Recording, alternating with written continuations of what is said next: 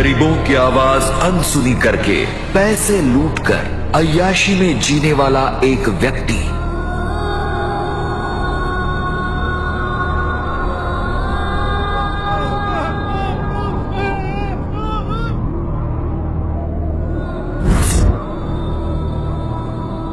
बेटी के साथ अन्याय करने वाला एक पिता।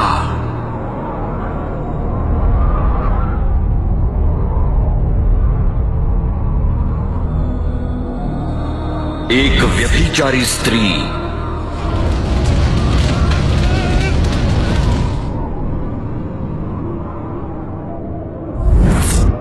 रोगियों की परवाह न करते हुए समाज को लूटकर